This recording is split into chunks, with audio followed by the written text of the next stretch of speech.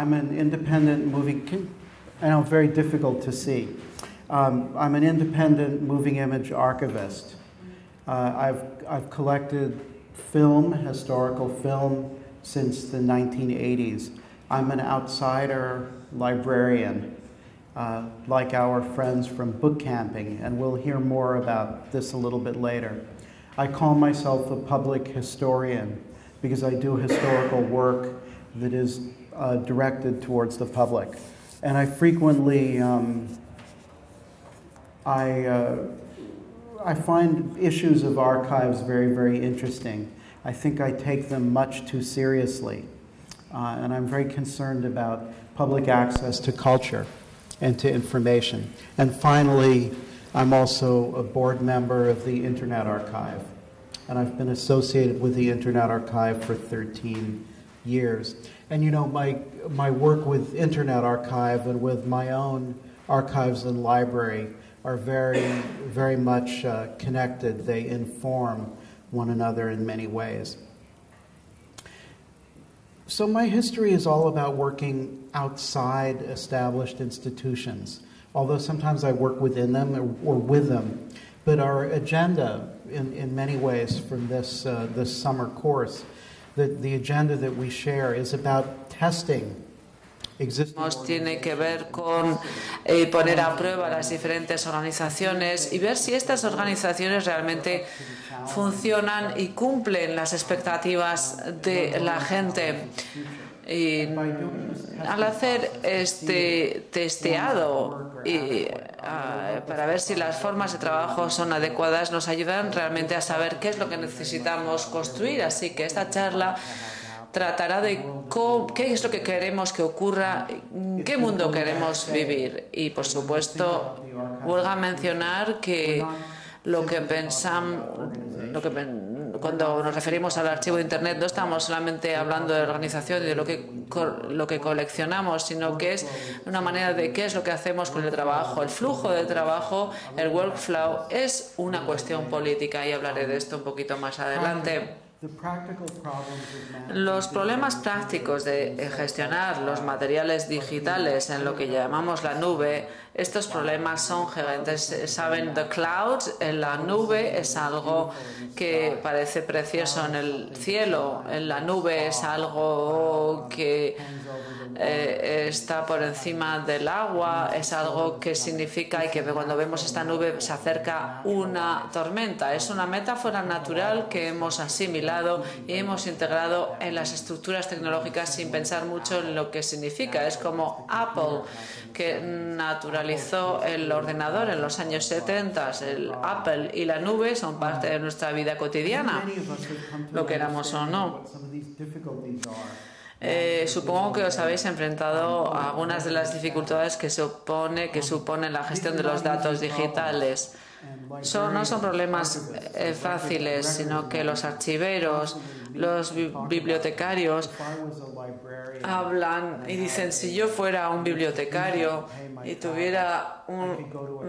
me pagaran los desplazamientos, yo podría ir a una conferencia todas las semanas o igual 2 veces por semana, pero yo, para organizarlo todo. Pero yo no creo que sea cuestión de ello, sino que creo que podemos sacar las soluciones de la práctica en lugar de preverlo. Yo, como he dicho antes, trabajo en el archivo de Internet. Podríamos hablar muchísimo del archivo de Internet. Mañana hablaremos de algunos de los proyectos concretos que forman parte más de la utopía, pero primero hablaré de este edificio donde se encuentra el archivo de Internet. Era una iglesia en la que solamente unas 30 personas venían los domingos y decidieron venderlo, y por eso lo compró este archivo de Internet, y ahora es un edificio bellísimo. Es una organización que cuenta con 50 empleados, ingenieros, conservadores de datos, y también hay unas otras 100 personas que trabajan escaneando los libros en el mundo. Pero este edificio está en San Francisco, en un barrio residencial. Así que yo llevo coleccionando libros de películas desde hace más de 17 años, perdón. Cuando empecé Internet, el archivo de Internet solo tenía 3 años y contacté con Brewster Keller, el fundador del archivo de Internet, y tardó 30 segundos en decirme: ¿quieres poner los archivos de película en nuestro archivo de Internet? No supe cómo contestarle a esa pregunta y bueno, me desplacé de Nueva York, fui hasta allí, pero al cabo del tiempo pensé que quizás era una buena idea, aunque en el momento no reaccioné así, porque supongo que conocéis los datos que están en el archivo de Internet. Millones de personas lo utilizan. Cambió mi vida radicalmente y trabajo ahora con archivo de Internet Archive y sigo trabajando con ellos. Recogemos documentos y construimos infraestructuras para recoger toda esa información. Se llaman estas las cajas rojas. Parecen cajas de pizzas y tienen muchos drivers. También nos encargamos de la preservación física. Lo hacemos a nivel masivo, es decir, no lo hacemos de forma artesanal. Así que no se trata de un pequeño taller. Quizás esto es lo que marque la diferencia entre nuestro archivo de Internet y otras instituciones. Nosotros tenemos una orientación técnica, somos una organización sin ánimo de lucro y coleccionamos a gran escala todo tipo de archivos. Nosotros también almacenamos libros en nuestro depósito físico y la gente nos pregunta cuánto cuesta. Aquí tenéis algo de información sobre lo que pagan las grandes universidades por almacenar sus libros. Hammers por unos 30 años el costo por libro es de 17,70. Multiplíquenlo por $500,000. Harvard se gasta $50 por año, $15, perdón, para conservar estos libros 30 años. Estos costes son ingentes y cuando se trata de conservar el conocimiento humano es un gran problema, porque la conversación a ese nivel por ahora solamente se están haciendo por grandes instituciones o por el gobierno, y cuando el gobierno participa y cuando los ministerios dicen a las personas lo que quieren hacer, bueno, pueden ocurrir las cosas de manera mucho más rápido y otras cosas quizás no ocurran. Construimos un depósito físico. La temperatura es constante, es de 1 grado por ciclos térmicos al día, casi todos los días, y nos cuesta $2.50 por libro para conservarlo 30 años. Resulta muy fácil almacenar grandes colecciones, pero resulta muy difícil recuperar libros individuales, y os digo por qué. Estos son contenedores, grandes contenedores, los que se llevan en los barcos. De hecho, hay muchísima gente que vive en los contenedores. Tenemos unas 40.000 libros. Está situado fuera de San Francisco. Los libros se almacenan en los cartones que tienen su código de barras. Tenemos una base de datos que nos permite encontrar los cartones. Los cartones están encima de los palés y se cargan en estos contenedores que han visto antes. Nos gusta pensar en los materiales digitales en términos físicos. Entonces, ¿cuánto cuesta o cuánto pesa, la web? Esta es una pregunta que yo planteo. En 1997, esta gran máquina, que es mucho más grande que esta imagen, almacenaba 2 terabytes. En 1999 teníamos 20 terabytes. También es una máquina importante. Podéis ver la sombra de la persona que está allí. 20 terabytes. En el año 2002, esto es lo que representa 200 terabytes. Esto es uno de las backups de de las copias que tenemos de seguridad.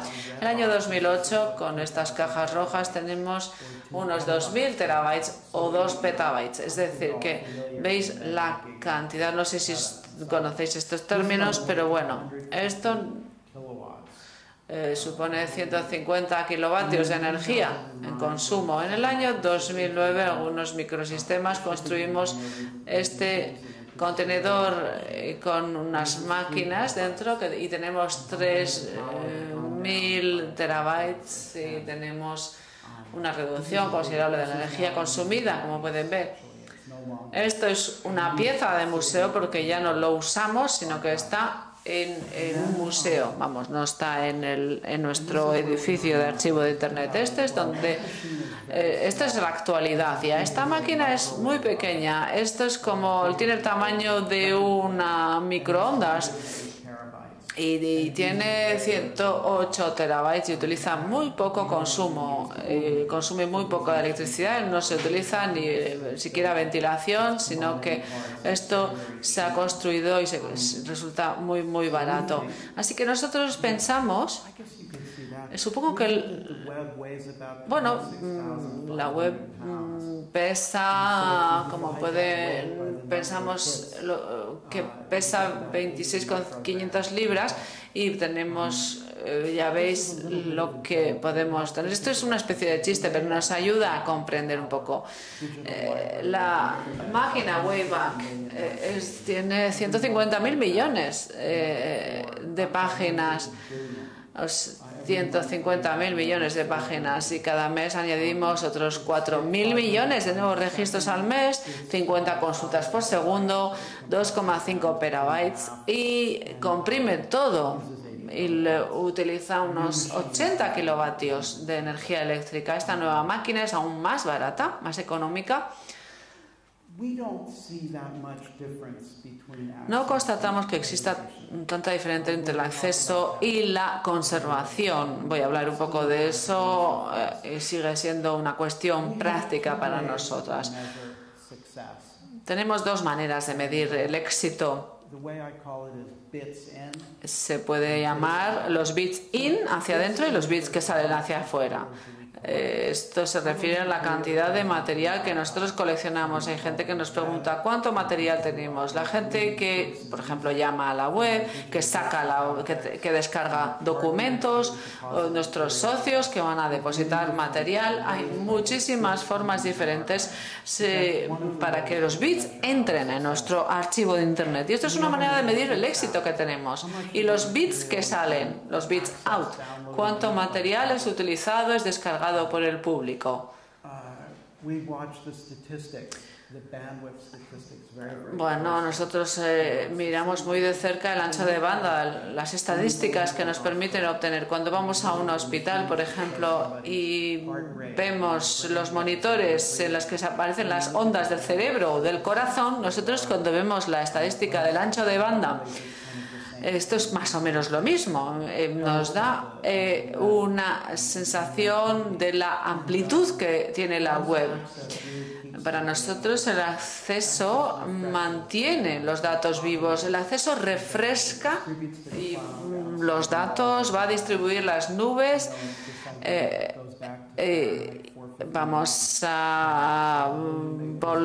Vamos a proteger ciertos materiales y almacenarlos en una central, en un local central, pero empieza a cobrar vida cuando se va repartiendo de manera descentralizada. Y esta es la idea que nosotros defendemos con nuestro sistema.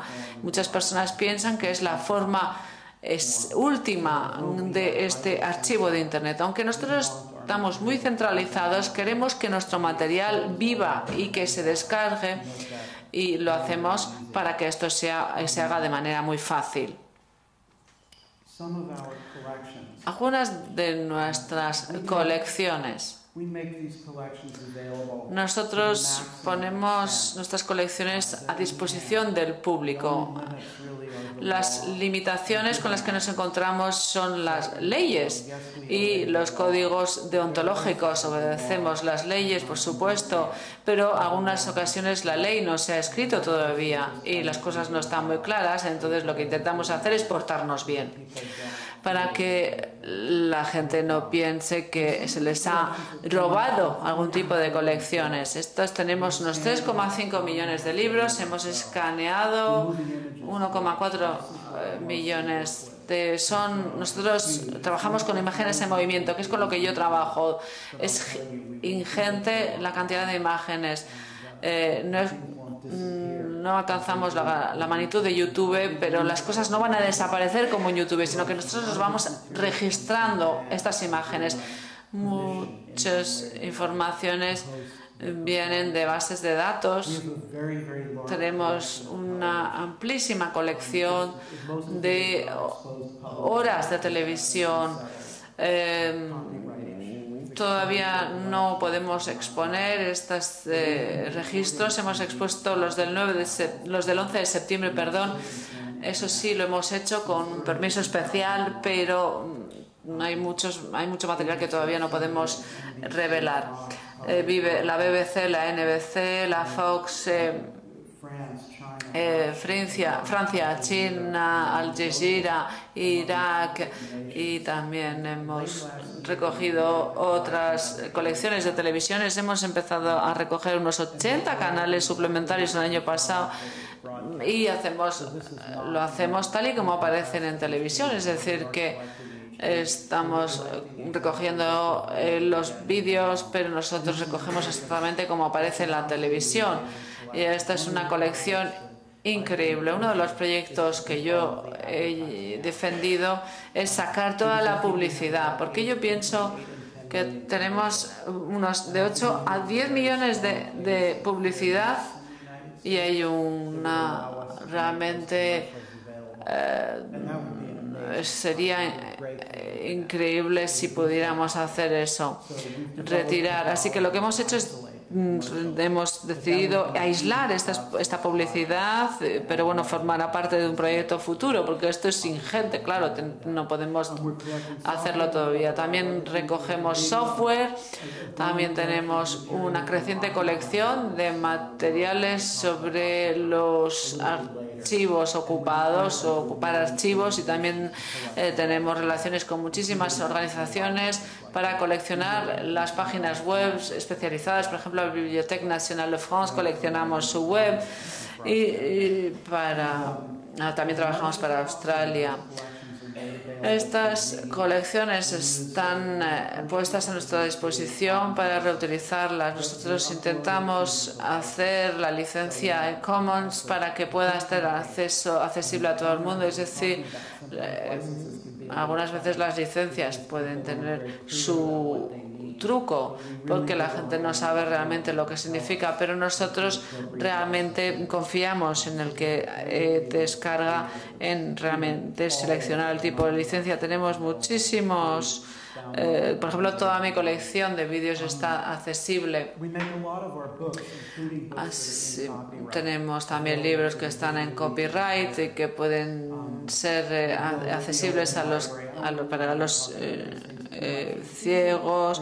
También tenemos acceso, la gente también adquiere. Tenemos 2 millones de usuarios. La gente nos quiere y nos utiliza. 2 millones de usuarios por día. En archivo.org tenemos nuestro ancho de banda es de unos 10 gigabits por segundo. Estos son formatos diferentes. Por ejemplo, aquí tenemos... ¿Cómo podemos evaluar nuestros resultados?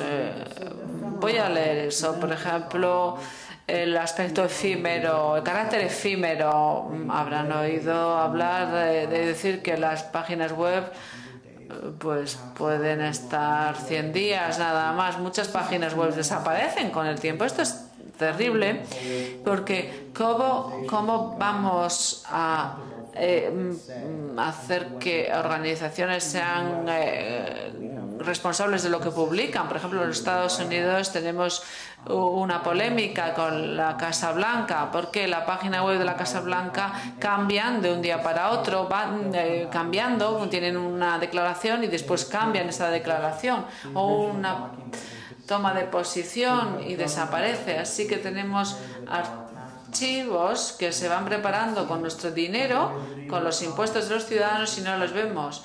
Y el New York Times, el periódico más respetado de los Estados Unidos, cambia constantemente sus artículos, saca cosas, las vuelve a introducir de manera diferente, y el New York Times tiene lo que se llama una tasa de exclusión. No podemos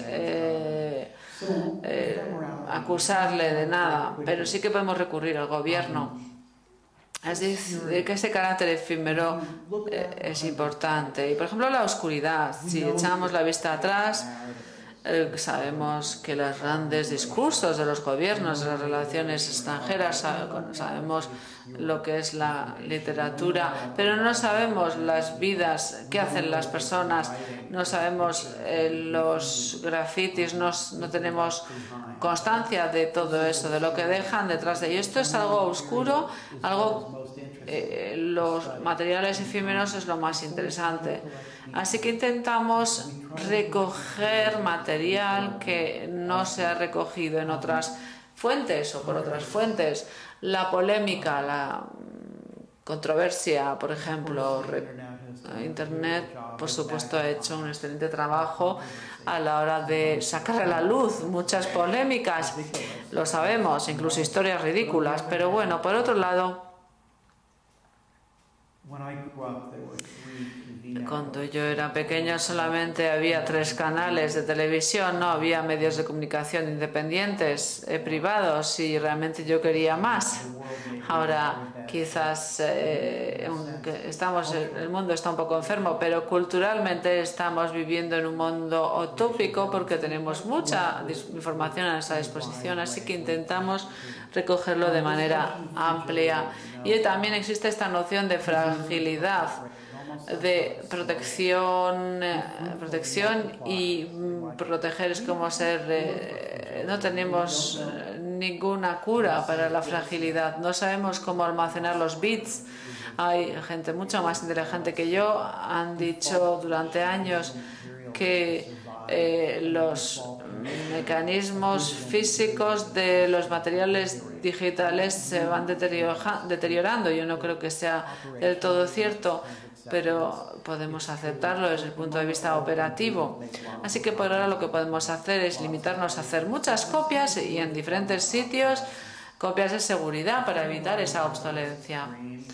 Por ejemplo, también tenemos el formato de la obsolencia. Quizás en un futuro tendremos otro tipo de los escribos que escribían y que recogían todos los libros, y que tendremos este tipo de personas que se encarguen de hacer eso, de llevar a cabo toda la protección y almacenamiento que no hacemos hoy. Pero no podemos clasificar, no podemos almacenar todo, y de hecho no debemos de hacerlo. Yo nunca diría que debemos de destruir la cultura, eso nunca lo diría yo. Por supuesto, esto es un acto de agresión, un acto realmente bélico, el destruir la cultura. La cultura hay que protegerla, por supuesto, y cuando se pierde una cultura, cuando la historia se pierde, eso también es información, porque nos hace que queramos entender cuáles son esas piezas que faltan en la historia. En los Estados Unidos, en los últimos 40 o 50 años, ha habido muchísimas nuevas historias que se han ido destapando. Por ejemplo, la historia de la gente de color, la historia del feminismo, la historia de los trabajadores. Estas historias han sido estimuladas gracias al hecho de que no ha habido mucha documentación y que se ha querido dar más información, y por eso es importante crear esa información. Intentamos también no perder nada en el archivo de Internet. Intentamos tener 2 copias de cada cosa como mínimo. Creo que muchísimas personas, cuando ven el nombre de una empresa o de una organización delante de sus ojos todos los días cuando se meten en Internet, empiezan a pensar que esta organización o ese negocio es invencible, piensan que Google va a estar ahí para siempre, que Facebook va a estar siempre ahí, pero eso no es verdad. Esto es para nada es cierto en el mundo en el que vivimos hoy. Por eso hay un movimiento y una renovación digital constante. La cantidad, no sé si está bien traducido. Herramientas para... es la manguera de bomberos, efectivamente. Es como si viniera la información a través de estas mangueras de bomberos. Por eso quieren intentar etiquetar esta información y se habla de la conservación, ¿no?, de esta información.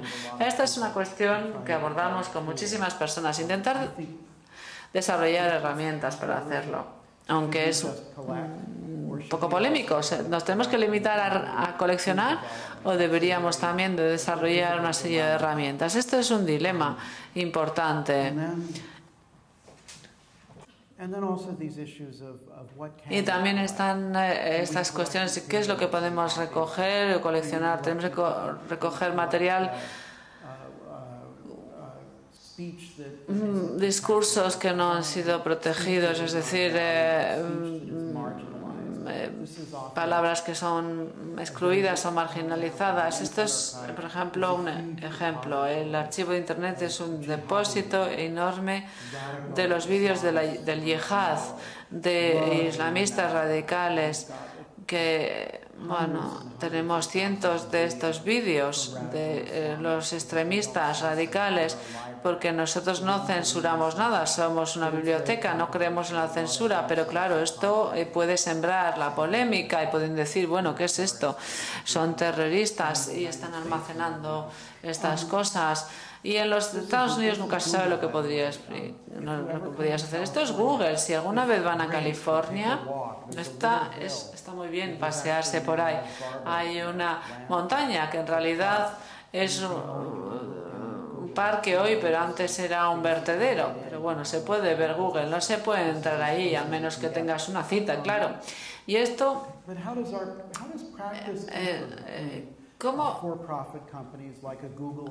¿Cuál es la práctica? ¿Cómo se diferencia nuestra práctica de una organización como la nuestra, que es sin ánimo de lucro, y una de Google, que es con ánimo de lucro? Nosotros primero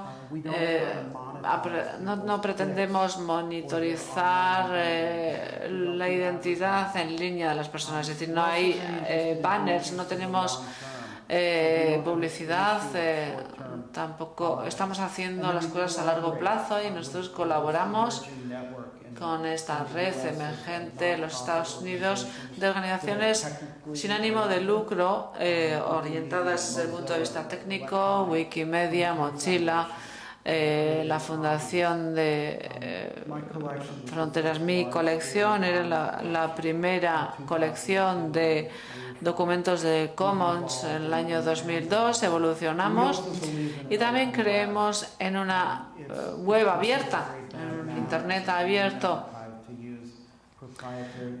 Nosotros nunca utilizamos herramientas o software privados, sino que yo trabajo mucho intento pasar mis películas a formatos que puedan acceder, a las que todo el mundo pueda acceder. En algunos términos técnicos nosotros preferimos hacer las cosas en el buscador, no nos gustan las aplicaciones realmente.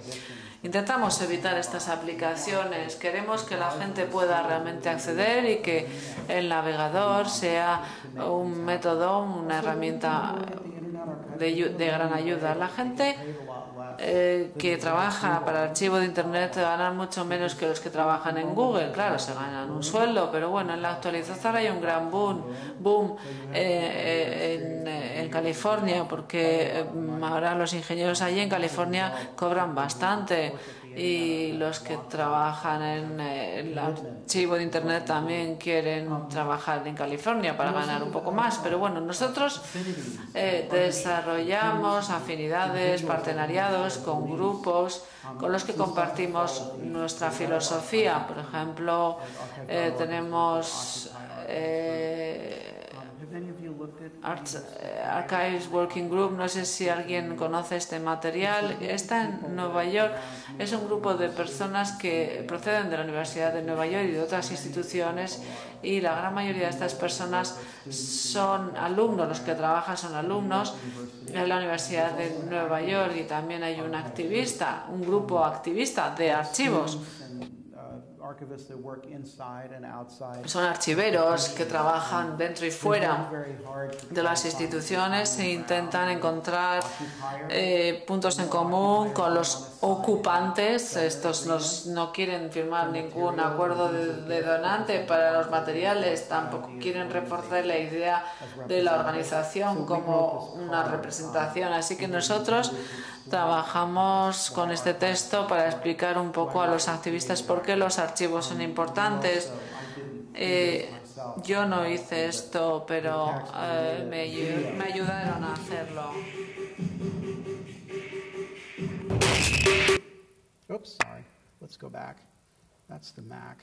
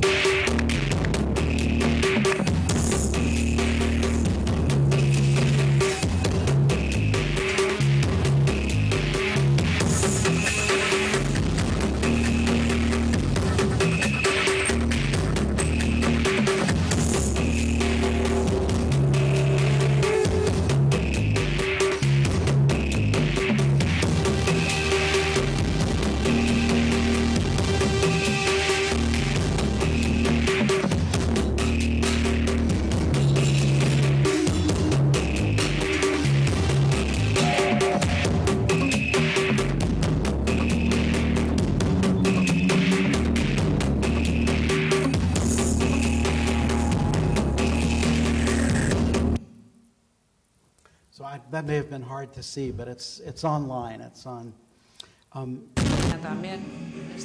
Once is enough. And I think it would also be fair to say that the Internet Archive practices a. Que estaría bien decir que el archiva de manera mínima. Yo creo que es un término que lo que no hacemos nosotros es un enfoque intensivo, una recogida artesanal, que es lo que haría un archivero tradicional o en una institución tradicional. Nosotros coleccionamos sin ningún sentido de...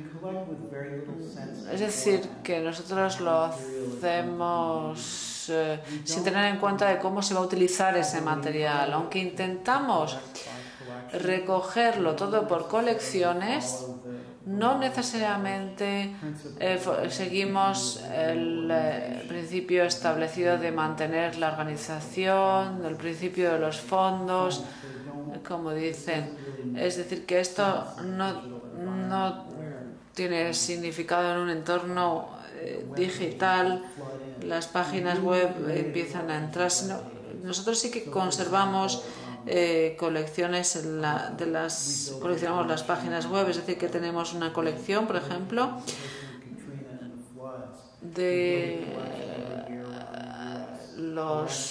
por ejemplo, las inundaciones por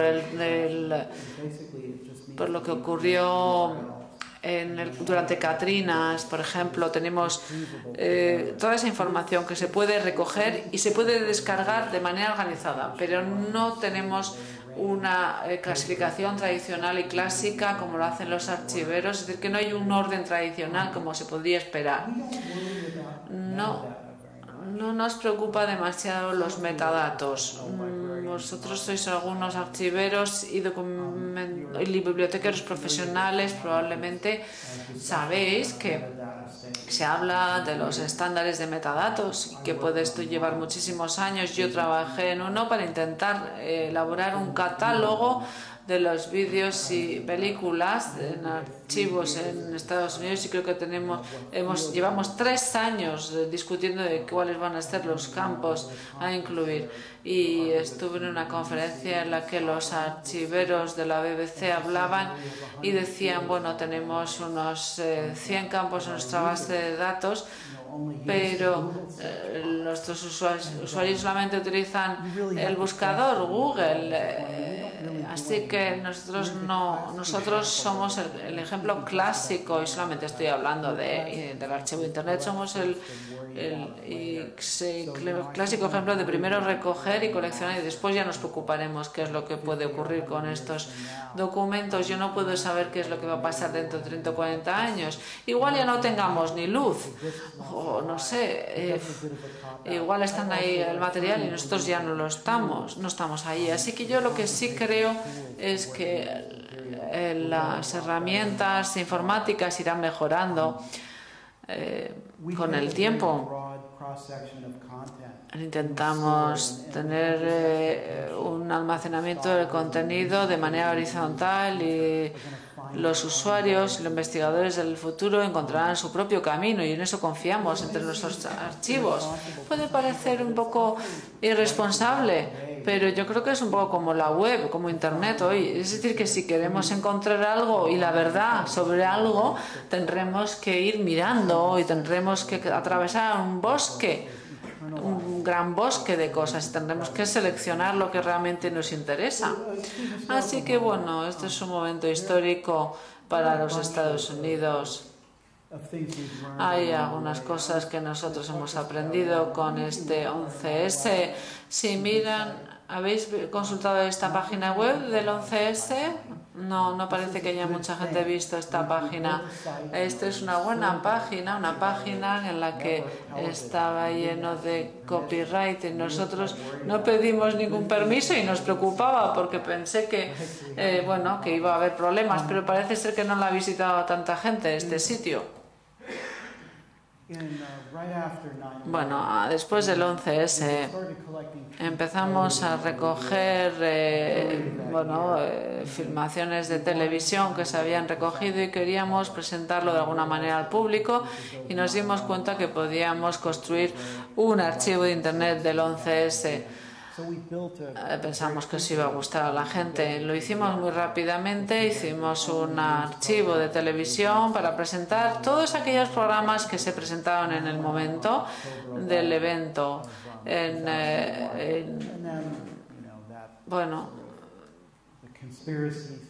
Tenemos también los teóricos de la conspiración, les gustó mucho, pero también lo volvimos a sacar para su 10º aniversario porque queríamos tener una mejor comprensión de cómo hacer que la televisión esté más accesible. Así que nosotros supimos que podíamos hacer las cosas de manera muy rápida, si lo queríamos. Es decir, que si nuestras intenciones eran honestas, podíamos ir hacia la sustitución de estos. No pretendíamos competir con los archivos de televisión, pero esto proyectaba una dimensión histórica. Queríamos añadir un cierto grado de historicidad que está ausente. Así que la televisión es tan antihistórica que a veces dicen, bueno, simplemente es un programa y ya está, y queríamos tener en cuenta eso. Nosotros nos dimos cuenta y aprendimos que podemos recoger sin permisos, porque vimos que los materiales más ordinarios que nosotros cogimos, que realmente vemos, necesitan una buena interfase, porque si no, no hay manera de presentar esto. Y también el público es tan experta en esto que los especialistas. Nosotros recogemos material, pero no hay muchos eruditos por ahí que dicen que entienden. Todo el mundo dice que estamos haciendo bibliotecas de investigación para los eruditos, pero en realidad es el público el que está interesado en lo que hacemos. Y de esto hablaré más mañana. Voy a ir preparando la charla de mañana de alguna manera. Estas son cifras bueno, son hechos. Estos son modelos para recoger lo que son los archivos de historia política. Algunos tienen algunas virtudes, pero ninguna pueden recoger materiales tan rápidamente como nosotros. O sea, un espectro tan amplio, excepto los últimos, los organismos de Estado, los públicos. Me gustaría decir que hay una gran historia laboral que empezó en los años 70 en los Estados Unidos, pero no es un movimiento liderado por jóvenes, sino que es un movimiento liderado por viejos eruditos. No sé, por ejemplo, es como habla la gente del jazz, por ejemplo, los de 70, 80 años que hablan del jazz y que van a esos viejos, a esos clubes de toda la vida de jazz. Y esto es una historia muy importante para los Estados Unidos. Son archivos que no se han modernizado, al revés. Nuestra librería, la librería Prelinger, de la que hablaré mañana, esta biblioteca Prelinger, hablaré de todo esto. Hay también unas colecciones institucionales de materiales sobre temas sociales y políticos. Algunas de estas colecciones son increíbles, sobre todo cuando vamos a la Universidad de Michigan. Tienen una increíble colección sobre el anarquismo, sobre el comunismo, sobre la historia obrera, del movimiento obrero. Es increíble, tenemos muchísimas revistas también, periódicos, fanzines recogidos, pero bueno, es un archivo, así que lo que hacemos es poner nuestros guantes blancos para acceder a eso. Está todo muy controlado. No es una manera natural, es una... El problema con estas colecciones es que no están protegidas, a no ser que haya una persona con dinero para hacerlo. Yo voy a hablar de un archivo sobre los conflictos internacionales. No sé si habéis oído hablar de este archivo. Son fotografías vernaculares sobre la guerra y han creado sus álbumes de fotos y es la propiedad de un hombre muy rico en Canadá. Mientras este hombre siga interesado, todo quedará ahí, pero sin embargo, por ejemplo, las bibliotecas públicas pueden perder su sitio, su lugar, si no hay ningún tipo de garantía. También están las bibliotecas cine, que tenemos también los infoshops. Algunos de estos son estables, otros no. Nosotros hemos recibido información de sitios que iban a cerrar y los hemos protegido. Luego también las bibliotecas independientes. Es un movimiento importante. Esto es una cosa muy interesante. Es decir, que solamente necesitamos un pequeño espacio, tampoco se necesita tanto. Así que tenemos que tener unas pocas cajas de plástico. Así que no necesitamos demasiados recursos, sino que necesitamos una comunidad. Pero por otro lado es bastante frágil. El Instituto Internacional de Historia Social en los Países Bajos tiene una increíble colección de la historia política y social europea.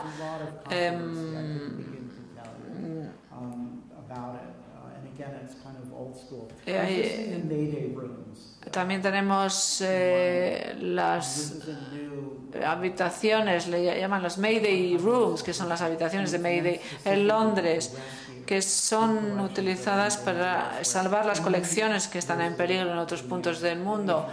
Y también están las agencias del Estado que probablemente están recogiendo más material que cualquier otra persona, pero no sabemos realmente qué. Y quizás no sepamos qué, porque son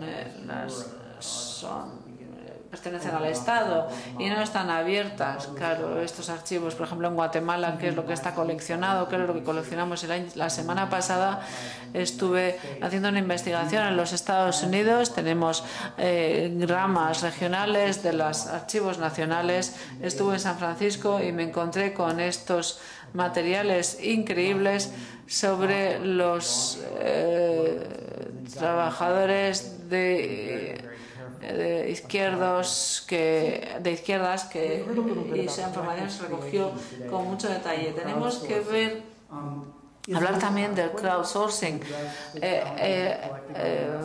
Podemos abordar estos grandes desafíos de la recogida masiva. Bueno, no lo sé todavía, pero durante la ocupación de Wall Street se intentó también recoger estos archivos. Se puede hacer de uno en uno, se pueden etiquetar, se puede decir también lo que queremos coleccionar y descargar, pero tampoco lo podemos hacer a gran escala. No se puede hacer con 1 millón de vídeos, porque es que es lo que tenemos. Y si, por ejemplo, tecleamos la palabra ocupado, no solo saldrá Wall Street, sino que saldrán muchos otros eventos. Y la respuesta que da la gente es que deberíamos de integrar el archivado dentro de la autoría. Pero bueno, yo creo que debería de haber muchas cosas, que es todo lo que sea parte de un vídeo que se pueda mandar a internet, pero todavía no tenemos eso. Tenemos el producto acabado. Quizás podríamos también intentar movilizar grandes grupos para que proteger estas colecciones y contextualizarlas. También sería interesante ver que esto también ocurre en el archivo de internet, es decir, que el nivel de debates en nuestras formas y nuestras notas que hacemos gente que se está gritando el uno al otro, y cuando hay gente que realmente hace trabajo de metadatos no saben cuál es la situación y simplemente teclean lo que quieren. Y si miramos la base de datos de cines en internet, esto es una fuente excelente de material, pero bueno, hablaré de esto mañana más en concreto. Me gustaría recomendarles a continuación una presentación de un profesor de la Universidad de Nueva York. Él habla de la dificultad que representa recoger información de los movimientos que ocuparon Wall Street. Me encantaría enseñaros las transparencias, pero ahora no tengo tiempo.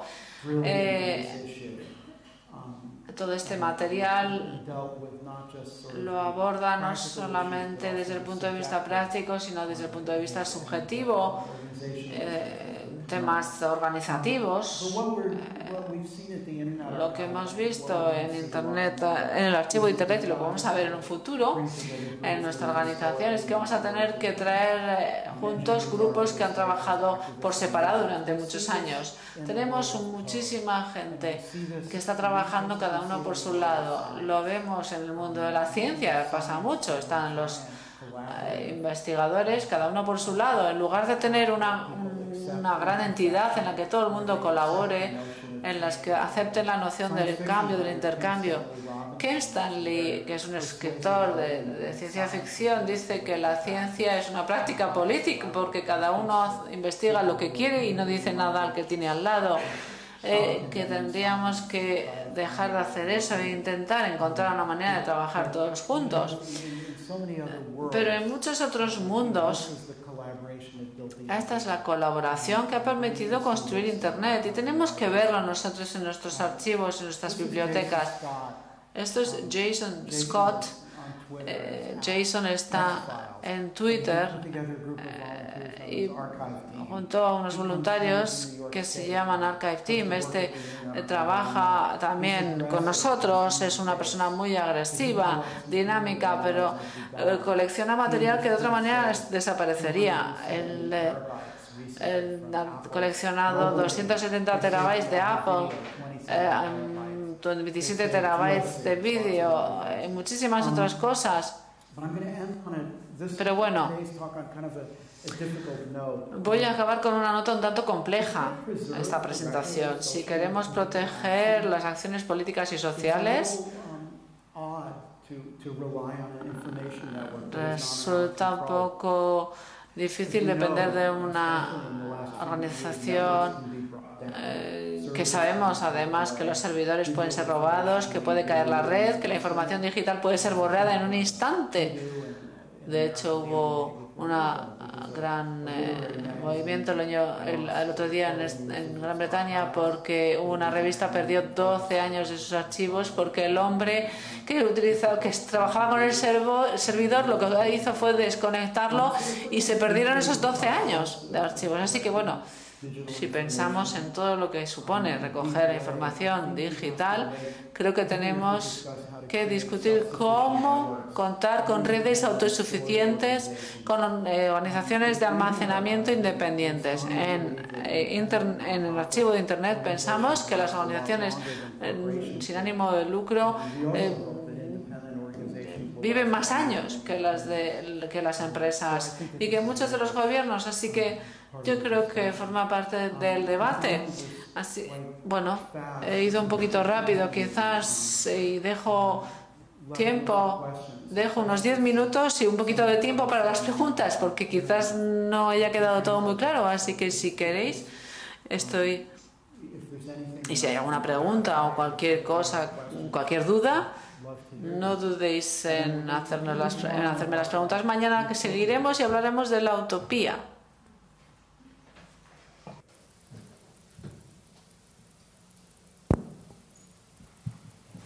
Thank you. Gracias, Rick. A ver, no sé si tenéis preguntas. Ha soltado bastantes temas, igual demasiados. No sé si alguien se atreve.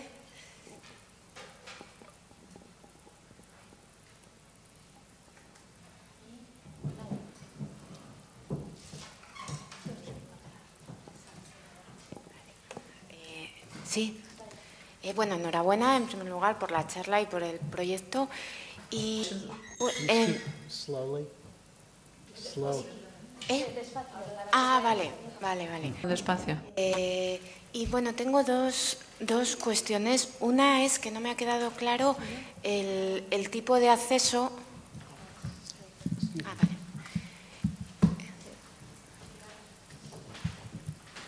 I didn't see this before.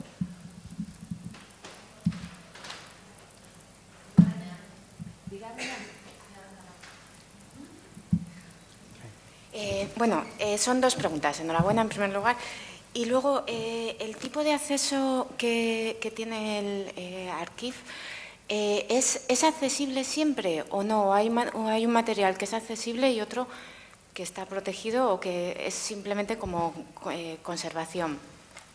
Y luego también, por otro lado, para consultar sobre si el tipo de selección es un poco como en Lazcao, que entiendo que era exhaustivo. Luego los de Bookcamping tienen más un criterio igual de calidad y no me queda claro vosotros si es una selección de todo el material que existe o hay un criterio que hay algo que se deja afuera.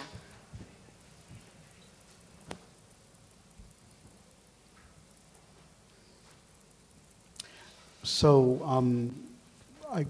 I'm just today talking about the Internet Archive. Solamente estoy hablando del archivo de Internet, del Internet Archive, pero en este archivo intentamos ofrecer todo lo que tenemos y al máximo a nuestros usuarios. Todo lo que no está en copyright o tiene algún tipo de copyright lo publicamos.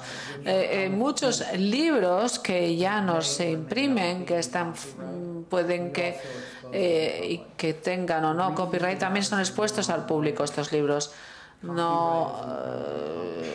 Los copyrights son muy complicados, no somos abogados. En Estados Unidos hay una ley que se llama el DMCA. Cuando esta ley se aprobó en 1999, todo el mundo la odia o pensaron que era una ley pésima. Y ahora dependemos de esta ley porque si alguien nos manda algo y cuelga algo en nuestra página y está en copyright, tiene copyright y el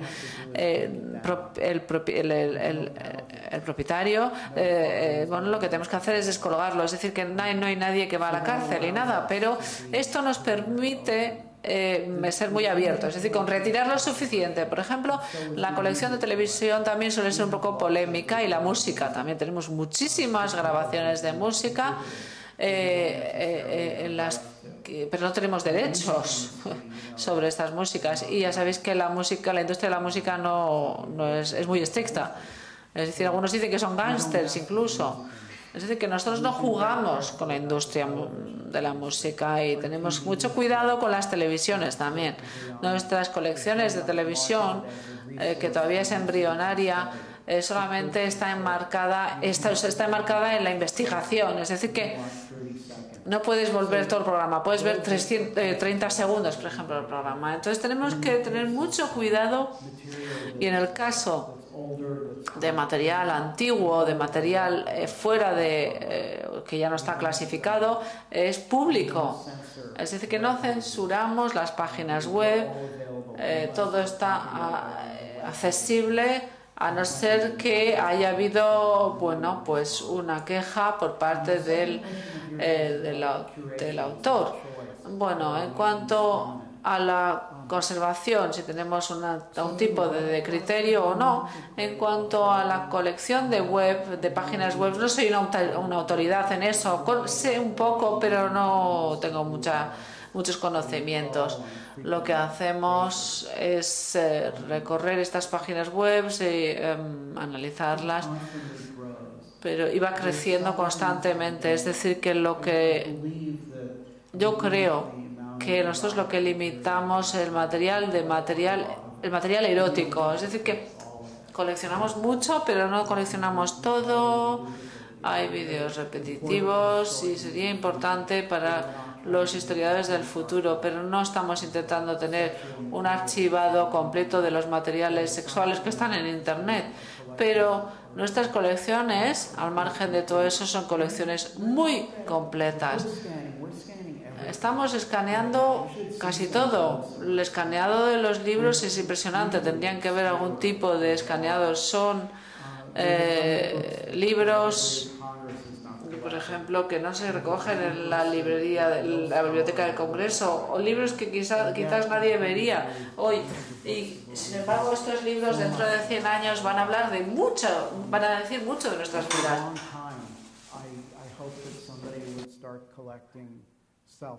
Y espero que dentro de poco la gente empiece a coleccionar los libros de autoayuda. Realmente son libros muy leídos y nadie los colecciona. En un futuro van a decir mucho de lo que somos, de nuestro estrés, de nuestra ansiedad, de nuestra autoestima, en fin. Yo creo que esto también va a ser importante en un futuro. Y el problema ocurre cuando empiezan a tomar decisiones los burócratas, porque ahí es cuando empezamos a tener problemas. En los Estados Unidos hubo teníamos nodos. Nosotros teníamos 5 nodos en Estados Unidos. 4 de ellos tienen copyright y tenemos que pagar mucho dinero para utilizarlos. Unos fueron dados por los estudios universales, Universal Studios, y unos fueron donados a los archivos nacionales en los años 70, y después los archiveros dijeron no podemos guardar todo, hicieron una lista y bueno, dijeron vamos a quedarnos con las nodos de actividades del presidente en el Congreso, por ejemplo, los nodos de la guerra, en fin. Tiraremos el principio dejaremos fuera las historias de los gatos y los perros, dejaremos fuera los concursos o las competiciones de los boxeadores, en fin. Pero ahora es lo que quiere ver la gente, y total que se dejó lo más importante fuera. Y los archiveros destruyeron muchísimas cosas, así que por eso queremos ser lo más abierto posible con respecto a lo que coleccionamos. Lo siento, es una respuesta muy larga, pero estas decisiones son críticas hoy. Por supuesto que hay que tomar decisiones,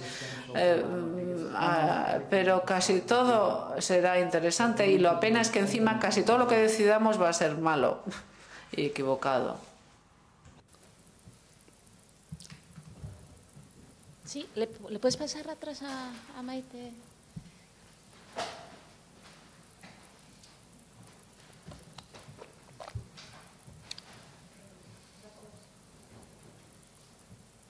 Gracias, Rick, por la charla.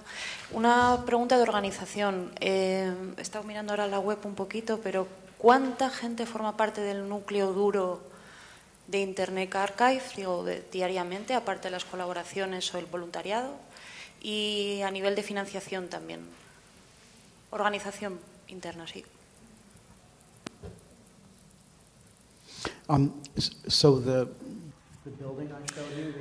El edificio que os he mostrado trabajan unas 50 personas en ese edificio, en esa iglesia. 20 de ellos son ingenieros y 10 trabajan solamente con las colecciones exclusivamente y el resto son pues personal administrativo, etcétera.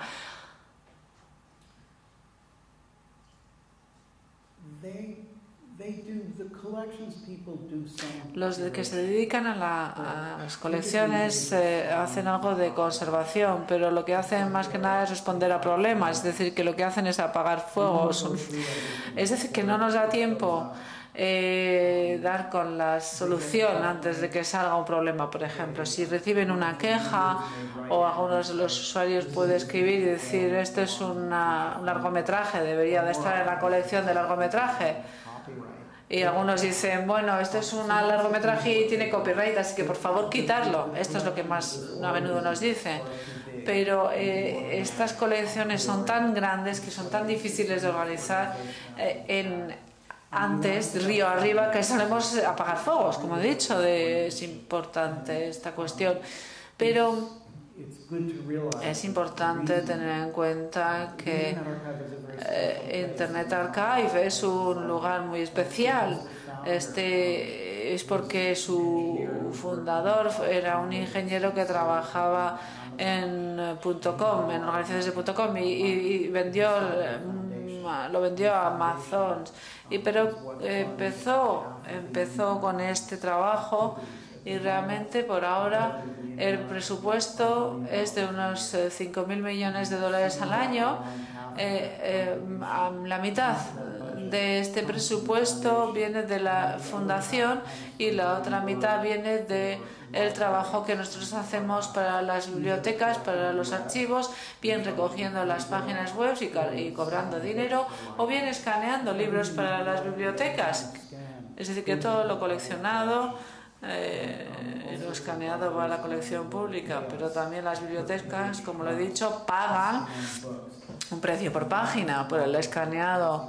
Y este es el modelo que está funcionando. Así que por ahora es de 5. Es importante, aunque hay muchísimas más.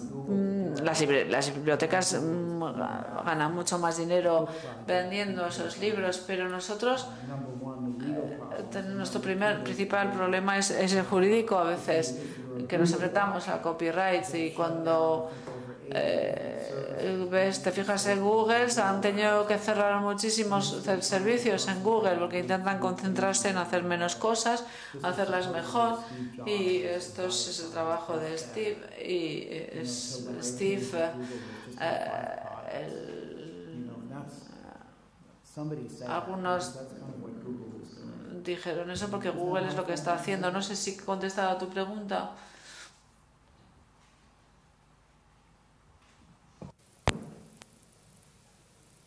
Other questions? You know, it'll be hard to think about practical things when we go over to Utopia. Otra pregunta, porque yo creo que cuando pasemos a hablar de la utopía no vamos a pensar en lo práctico, aunque es más divertido, eso sí. Bueno, muchísimas gracias. Es un placer estar aquí y realmente espero poder hablar con vosotros en Petit Comité. Muchísimas gracias. Muchísimas gracias a Tabacalera por esta invitación.